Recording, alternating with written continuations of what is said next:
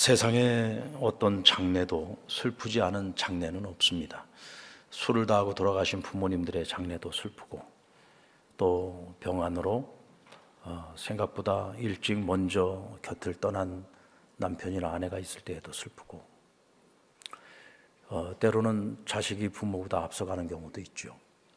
그것은 더할 나위 없는 슬픔으로 가득한 장례가 될 겁니다. 세상에 어떤 죽음도 슬프지 않은 죽음이 없습니다. 그런데 오늘 본문에 나오는 장례 행렬을 보면 유난히 슬픈 장례인 것을 알 수 있습니다. 예수님께서 따르는 많은 무리들과 함께 나인성으로 들어가시다가 성으로부터 나오고 있는 장례 행렬을 만나게 됩니다. 아들의 죽음을 슬퍼하고 있는 어미의 슬픔이 얼마나 컸는지 주님의 마음을 아리게 만들 만큼 이 여인의 고통이 컸던 것 같습니다. 오늘 본문에는 죽은 청년이 어떤 사인으로 인해서 죽었는지는 설명하고 있지 않습니다. 단지 한 어머니의 독자요, 그의 어머니는 과부라고만 소개를 하고 있습니다. 아마도 오늘 이 책을 기록한 누가의 입장에서 볼 때에는 오늘 이 여인의 슬픔을 여러 가지 많은 말로, 많은 어떤 형용사나 표현을 가지고서 설명을 할 필요가 없다고 생각을 했던 것 같아요. 오늘 이 여인은 한 어머니의 독자였다. 그리고 그의 어머니가 과부였다. 이 말이면 충분하다고 생각을 했던 것 같습니다. 얼마나 슬플까, 얼마나 고통스러울까. 주님께서 왜 마음이 아릴 만큼 힘들어 하셨을까. 한 어머니의 독자, 자식을 앞서 보내는 것도 참 슬픈 일입니다마는 그것도 그냥 아들이 아니라 독자입니다. 게다가 오늘 이 여인은 과부였죠. 유대사회에서 과부는 고아와 같이 굉장히 긍휼히 여김을 받아야 되는 대상이었습니다. 세상에 무엇도 의지할 곳이 없는 가련한 처지였죠. 오늘 그런 여인에게 청년 아들은 유일한 위로였고 기쁨이었고 소망이었습니다. 그런데 그런 아들의 상실 앞에서 오늘 이 여인은 그저 단순한 눈물이 아니라 고통의 눈물을 흘리고 있고 정말 잔인한 아픔과 잔인한 눈물을 흘리고 있는 것입니다. 대체 누가 이 여인의 슬픔과 고통을 위로해 줄 수 있을까요? 자, 오늘 13절 말씀에 보면은 주께서 과부를 보시고 불쌍히 여기사 울지 말라 하셨다 했습니다. 주께서 과부를 보고 계셨습니다. 오늘 여인의 고통을 이 마을 주민들이 보고 있었습니다. 함께 마음 아파하고 같이 슬퍼했습니다. 오늘 여인이 아들의 장례를 치르면서 성문 바깥으로 나가고 있을 때 많은 마을 사람들이 이 장례 행렬에 함께 동참했다고 했어요. 그만큼 여인을 위로하고 싶은 마음들이 컸던 것 같습니다. 그러나 여러분, 아무리 많은 사람들이 함께 이 행렬에 동참하고 있다 한들 아들을 잃은 이 여인의 고통과 그 아픔과 그 슬픔을 과연 누가 얼마만큼 위로할 수 있겠습니까? 하지만 오늘 본문에 주님께서 보고 계셨다. 주께서 이 장례 행렬을 보고 계셨고 이 여인의 고통과 아픔을 보고 계셨다라고 말씀을 하십니다. 오늘 이것은 굉장한 암시를 우리에게 주고 있는 겁니다. 사무엘의 어머니 한나가 사무엘을 낳기까지 이 여인은 자식이 없는 고통 때문에 늘 슬퍼했습니다. 날마다 눈물을 흘리며 살아야 했습니다. 그런데 이 아내 한나를 사랑하는 남편 엘가나가 지켜보면서 사랑하는 이의 고통을 지켜보는 것도 너무 힘들었어요. 어느 날 자기 아내를 달래주기 위해서, 위로해주기 위해서 뭐라고 했습니까? 사무엘상 1장 8절 말씀에 보면 이렇게 말합니다. 한나여, 어찌하여 울며 어찌하여 먹지 아니하며 어찌하여 그대의 마음이 슬프냐? 내가 그대에게 10 아들보다 낫지 아니하냐? 내가 있는데 왜 그렇게 슬퍼해? 내가 10 아들보다 낫잖아. 나의 사랑을 나는 누구에게도 주지 않을 거야. 당신에게만 줄 거야. 여보, 나 하나로 만족할 수 없어? 그만 슬퍼해. 당신이 슬퍼하는 걸 옆에서 보고 있는 내가 너무 힘들어. 그만 슬퍼해. 이게 여러분 그냥 단순히 위로나 하자고 하는 말이 아니에요. 진심을 담아서 한 말입니다. 왜? 아내를 너무 사랑했기 때문에. 그런데 그 어떤 위로의 말도 사실 한나의 마음에 위로가 되지 않았습니다. 오히려 그런 위로를 받을수록 한나의 마음은 더 슬펐습니다. 왜? 이렇게 나를 사랑해주는 내 남편에게 자식을 낳아주지 못한다는 이 여인의 마음은 더 아팠겠죠. 더 울었습니다. 더 슬펐습니다. 그런데 여러분, 그가 그냥 단순히 슬퍼만 했던 것이 아니라 하나님 전에 나아가서 하나님 앞에서 슬피 울며 하나님께 울부짖었습니다. 하나님, 나를 불쌍히 여겨주세요. 하나님, 나의 아픔을 아시잖아요. 하나님, 나를 불쌍히 여겨주세요. 하나님께 울부짖으며 기도할 때 하나님께서 그런 한나를 보고 계셨습니다. 하나님께서 그런 한나를 주목하고 계셨습니다.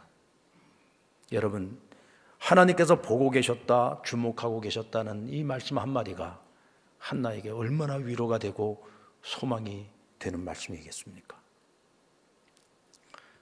하나님은 우리가 겪는 아픔이 어떤 것이든 그것을 다 보고 계시고 다 알고 계십니다. 이것이 하나님의 자녀로서 살아가는 자들이 어떤 환경 속에 있든지 어떤 상황 속에 처해 있든지 우리에게 위로가 되는 하나님의 말씀이고 약속입니다. 하나님께서 나를 보고 계십니다. 아멘. 하나님 나를 보고 계십니다.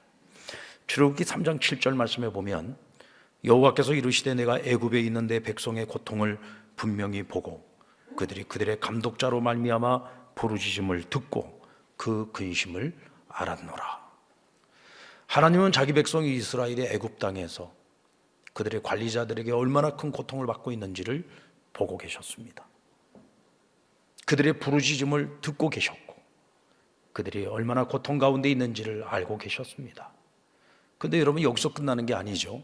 이어지는 8절의 말씀을 보면 내가 내려가서 그들을 애굽인의 손에서 건져내고 내가 그들을 그 땅에서 인도하여 아름답고 광대한 땅, 젖과 꿀이 흐르는 땅, 가나안 족속, 헷 족속, 아모리 족속, 브리스 족속, 히위 족속, 여부스 족속의 지방에 데려가려 하노라.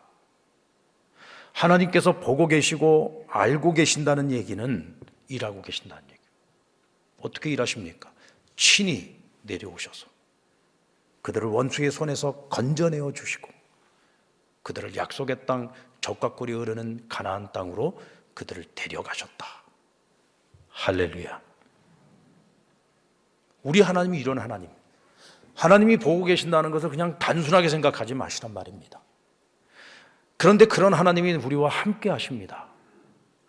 그 하나님이 우리와 함께 하신다는 사실을 단순하게 생각하지 마십시오. 오늘 그 하나님의 아들이신 예수님이 오늘 이 여인의 슬픔을 보고 계시고 여인의 고통을 보고 계셨습니다. 그러기에 주님은 오늘 이 여인에게 유일하게 참 위로자가 되실 수 있습니다. 주님은 단순히 동정만 하시는 분이 아니잖아요. 이 여인의 슬픔을 알고 계시고 아픔을 알고 계십니다. 여인을 진정으로 위로해 주실 수 있고 여인의 문제를 해결해 주실 수 있고 여인에게 해결을 넘어서 영원한 소망을 주실 수 있는 분입니다. 그분 예수님이 오늘 이 여인을 보고 계셨습니다. 복음서에 보면 주님께서 죽음을 바라보시면서 죽음 앞에서 두 번 우셨어요. 첫 번째 우셨던 사건이 오늘 우리가 함께 읽었던 이 나인성 과부의 아들의 이 죽음의 사건이고 또 한 번은 친구 나사로의 죽음 앞에서 울었습니다. 그런데 주님께서 슬퍼하시고 우셨던 사건 그 뒤에는 반드시 무엇이 따라오느냐? 기적의 사건이 따라옵니다.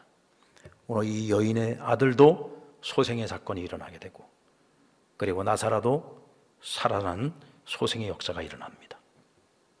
여러분, 주님이 보셨습니다. 그리고 우셨습니다. 그리고 기적이 일어났습니다. 여러분, 우리 인생에 어떤 슬픔이 있습니까? 어떤 아픔이 있습니까? 어떤 고통이 있고 괴로움이 있습니까? 이때 우리가 바라봐야 될 것은 나의 현실이 아니라 우리를 보고 계신 주님과 우리의 시선을 마주치는 겁니다.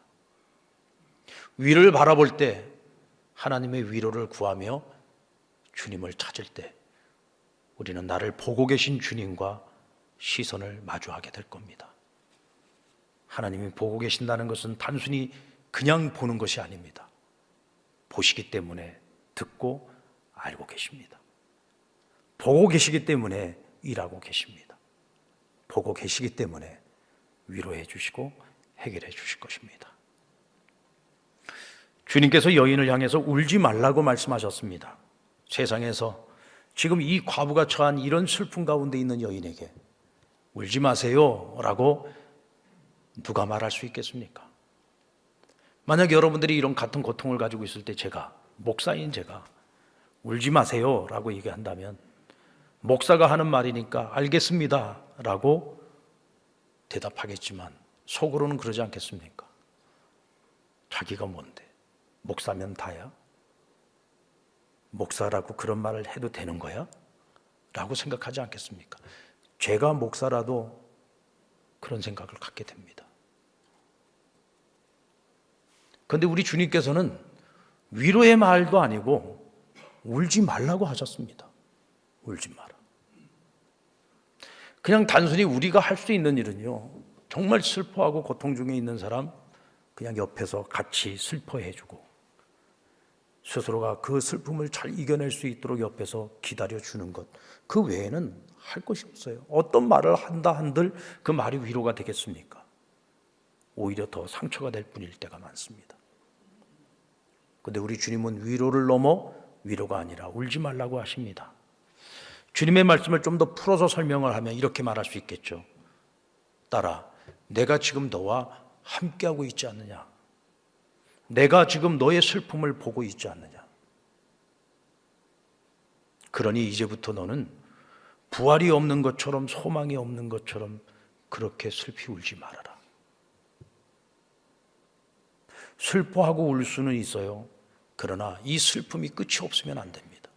슬픔에도 끝이 있어야 되고 눈물에도 반드시 끝이 있어야 됩니다.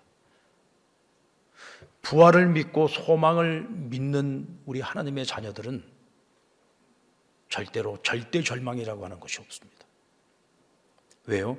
하나님께서 반드시 슬픔을 벗어나게 하실 것이고 우리 어려운 상황들을 극복하게 할 것이고 견뎌내게 할 것이고 결국은 이기게 하실 것을 믿기 때문입니다.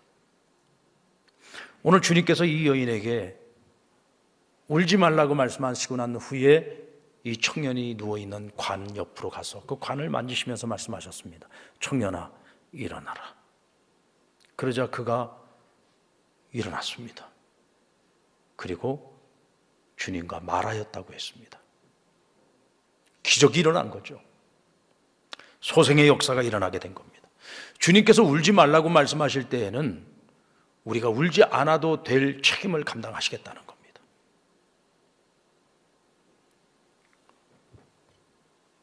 주님은 우리를 위해서 인간의 몸을 입고 오셨어요. 우리의 죄를 위하여 스스로 십자가에 달려 죽으셨습니다. 그리고 장사된 지 사흘 만에 부활하셨죠. 그 예수를 나의 구원의 주로 믿는 자들에게는 하나님께서 구원을 선물로 주시고 우리에게 부활의 소망을 주십니다. 믿습니까? 그러기에 주님께서는 울지 말라고 말씀하실 자격이 있는 거예요. 아무나 이런 자격을 갖는 것이 아닙니다. 주님은 그럴 자격이 있습니다. 그러므로 우리는 그 주님 앞에서 절대 비관, 절대로 극단적인 선택을 해서는 안 됩니다. 그를 믿는 모든 자에게 하나님께서 주신 구원과 부활의 소망을 가지고 살아가는 한 우리는 절대로 그래서는 안 되죠. 만약 사랑하는 사람을 먼저 보냈을 때 우리가 더 이상 울지 말아야 될 이유가 있다면 죽음이 끝이 아니라 우리가 부활을 믿기 때문입니다. 여러분 부활을 믿으십니까? 여러분들이 부활을 믿는다면 우리는 그 부활의 소망을 가지고 살아가야 합니다. 이미 주 안에서 죽는 자는 복되다고 성경은 말씀하고 있어요. 주 안에서 죽는 자는 복됩니다. 남아있는 자들은 그 죽음 앞에서 슬퍼할 수밖에 없죠. 그런데 여러분, 죽은 자들이 슬퍼할까요? 전 죽은 자들은 슬퍼하지 않는다고 생각합니다. 만약에 죽은 자가 천국의 소망이 없다면 이건 영원히 슬퍼할 일이고 영원히 이를 갈아야 할 일이지만, 천국 소망을 가지고 부활의 소망을 가지고 살던 이가 죽음을 맞이했다면 그에게는 죽음이 슬픔이 아니고 기쁨이요, 저주가 아니라 축복인 겁니다. 바울은 삼층천을 경험했습니다. 천국을 경험하고 온 거죠. 이후로 그는 이 땅에 소망이 없었습니다. 늘 하늘의 소망을 가지고 살았고 땅의 것을 바라지 아니하고 위의 것을 바라면서 살았습니다. 오늘 죽어도 아무도 세상에 미련이 없었습니다. 왜? 하나님 나라가 있으니까요. 이것이 천국의 소망을 가지고 살아가는 자의 모습이죠. 그런데 이것이 오직 바울의 몫이었을까요? 아닙니다. 믿음 안에서 살아가고 있는 저와 여러분에게도 똑같이 주어진 하나님의 약속이고, 우리는 그 약속을 붙들고 부활과 천국의 소망을 가지고 살아가야 하는 사람들입니다. 죽어가는 자녀를 위해서 우리가 마땅히 내 자녀를 살려달라고 하나님께 기도해야 되겠죠. 그런데 많은 경우에 자녀를 위해서 기도해도 하나님께서 자녀를 불러가시는 경우도 많이 있습니다. 사랑하는 사람을 살려달라고 하나님께 기도하지만 하나님께서 살리기보다 데려가시는 경우도 많이 있습니다. 하물며 죽은 자식을 다시 소생시킨다, 죽은 사람을 다시 소생시킨다, 성경에도 이와 같은 사건은 많이 나오지 않습니다. 오늘 전 지구상에서 그와 같은 일을 경험하는 사람이 과연 몇이나 있겠습니까? 그럼에도 불구하고 우리가 죽음 앞에서 더 이상 슬퍼하지 말아야 될 이유는 무엇인가? 우리는 주 안에서 부활의 소망이 있고 천국의 소망을 가지고 살기 때문에 그렇습니다.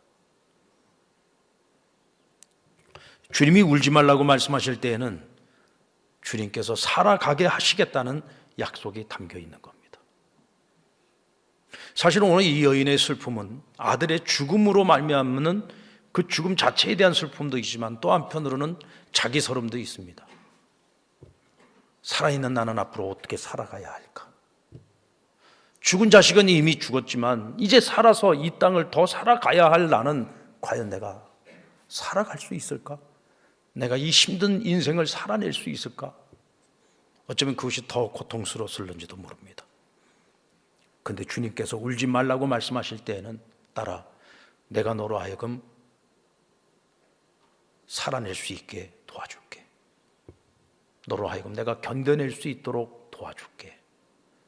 극복하고 이겨낼 수 있도록 내가 도와줄게. 이런 하나님의 약속이 포함되어 있는 겁니다. 여러분, 저 사람 저래가지고 과연 어떻게 살아갈까 싶은 사람들이 있어요. 근데 살아냅니다. 사람이요, 참 독한 존재입니다. 내가 살아내려고 마음 먹으면은요, 다 살아냅니다. 살 수 있습니다. 정말 죽지 못해서 살아가는 삶이라고 할지라도 내가 살고자 하면 살아낼 수 있습니다. 하나님을 모르는 인생들도 그렇게 살아내면서 살아가는데 하나님의 자녀인 우리가 살아내지 못한다. 이건 말이 안 됩니다. 하나님께서 살아내게 하십니다. 이겨내게 하십니다. 그래서 우리는 오늘 이 여인에게 주님께서 하셨던 울지 말라는 이 말씀을 오늘 이 여인에게만 주시는 음성으로 듣지 말고 오늘 내게 주시는 음성으로 들어야 됩니다. 사랑하는 아들아, 울지 마라. 사랑하는 딸아, 울지 마라. 내가 살아낼 수 있게 도와줄게. 견뎌내고 이겨낼 수 있도록 도와줄게.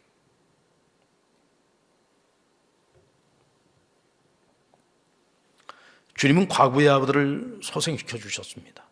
그렇다고 해서 주님이 죽은 사람을 다 살려내는 것은 아닙니다. 오늘 이 여인은 특별한 은혜를 경험한 것이죠.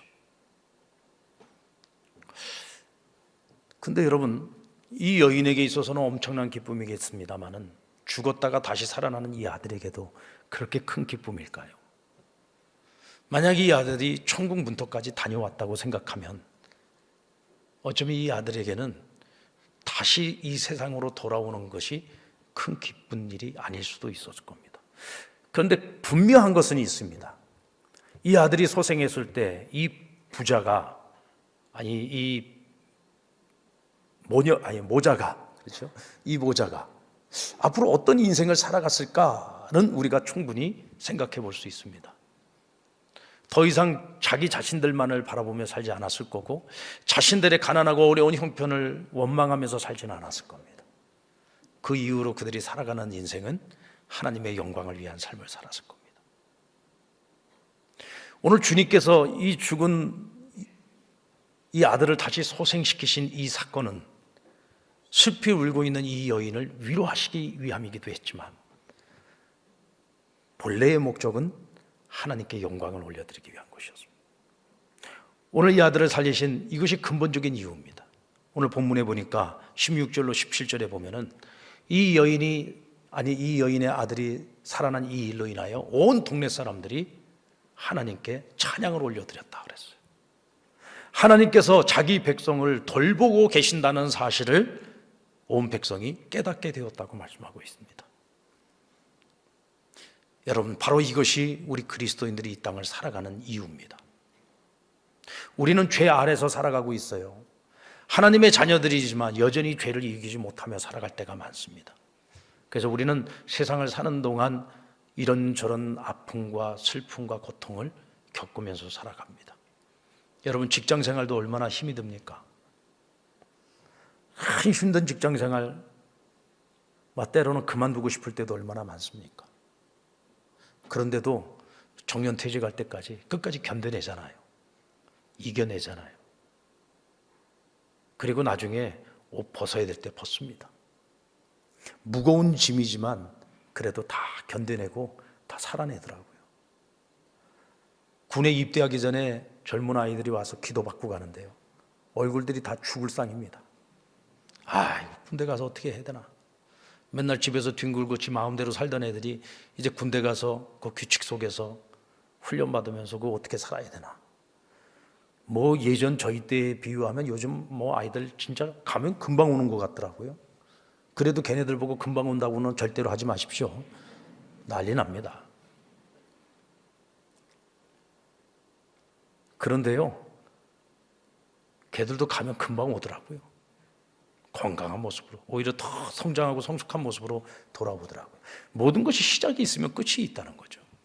고통도 시작이 있으면 끝이 있습니다. 눈물도 끝이 있습니다.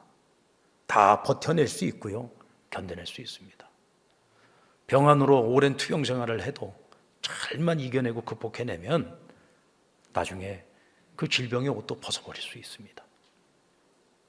그런데 여러분, 참으로 감사한 것은 오늘도 주님께서 우리와 임마누엘, 우리 가운데 임재하시고 우리와 함께 동행해 주신다는 겁니다. 하나님의 영이신 성령님께서 우리 안에 계셔서 오늘도 날마다 우리를 돕고 계신다는 겁니다.